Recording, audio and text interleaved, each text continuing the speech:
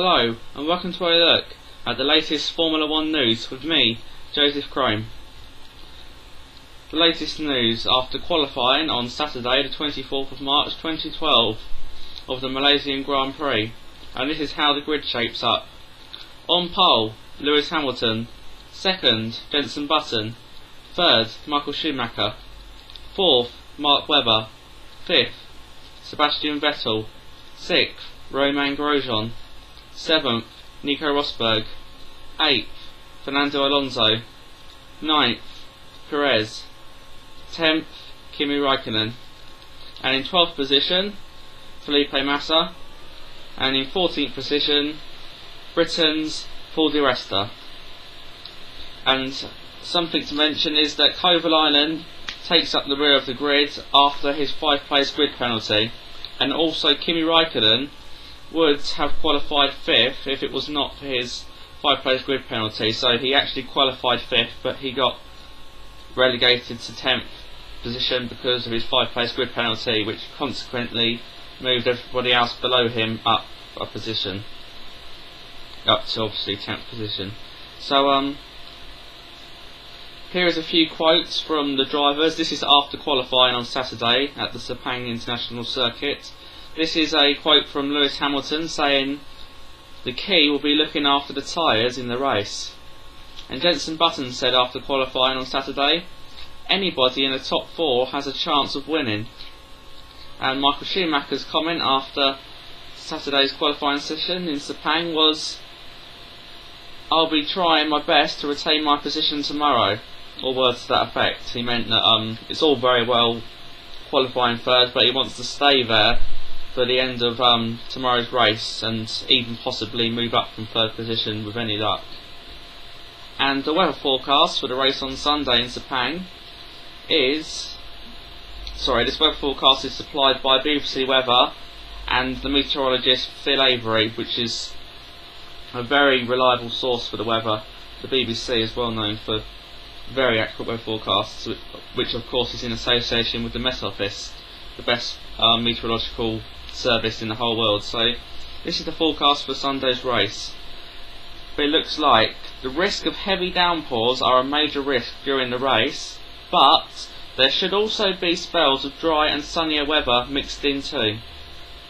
So there is a chance of some showers, and more chance of rain than Friday and Saturday in Sepang, so it could be potentially quite an interesting race if it rains. But even without the rain, things are looking quite interesting, especially at the front there. You've got Hamilton and Button on the front row, followed by Michael Schumacher and Mark Webber on the second row, and that's followed by Sebastian Vettel and Romain Grosjean on the third row. So there's plenty of battles which could potentially happen.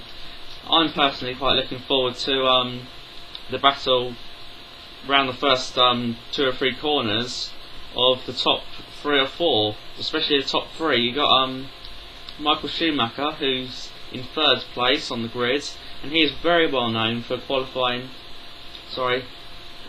very well known for making good starts, I was meant to say. So he could potentially jump Button and Hamilton, overtake Button and or Hamilton in the first corner. But then again, Hamilton makes good starts, so I'll be surprised if he is not leading after the first lap. But I think Button could well get overtaken by Michael Schumacher in the first 2 or 3 corners.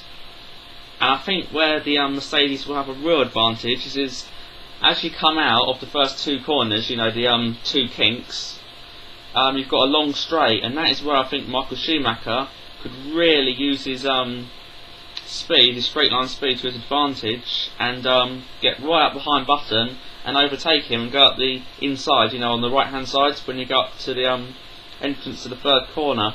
But also this 3rd corner is where I expect there to potentially be an incident at the front between Michael Schumacher and Button, or Michael Schumacher and Hamilton, depends on how close he moves up the grid.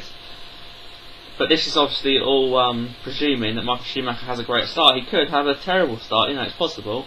But I think there's around a 70-80% chance they'll have a great start, and he will get very close to the front two and perhaps overtake them. And as we move down to 4th position, we've got Mark Webber and his teammate Sebastian Vettel in 5th position, so that's another interesting battle. Webber's not well known for making good starts, so I expect him to be overtaken by Vettel after the first 3 or 4 corners. 6th position on the grid, like I say, we've got Romain Grosjean, and in 7th behind him we've got Nico Rosberg. Rosberg, I fancy, will overtake Grosjean, so that makes Rosberg 6th after the first lap, after starting 7th. And we've got Alonso starting in 8th position with Perez behind him. I don't think Perez will be much trouble. Not Rosberg, we've got Kimi Raikkonen starting 10th, and obviously we've got Perez in front of him in 9th. I expect Raikkonen to overtake Perez in the first few corners quite easily, because Perez is probably not, that position is not probably where his car is. It's probably more like the 11th, 12th, 13th best car on the grid. And 12th position on the grid, we've got Felipe Massa, obviously the teammate of Fernando Alonso, who's in 8th position. And Massa should, all being well, make a few positions up on the first lap or two, but you never know, because the cars are so closely matched, so you just don't know anymore. 14th position on the grid, we've got Britain's Paul di Resta. He'll be hoping for a good race indeed. He's probably one of the best racers there is on the grid, you know, very raw talent. He's got very raw talent.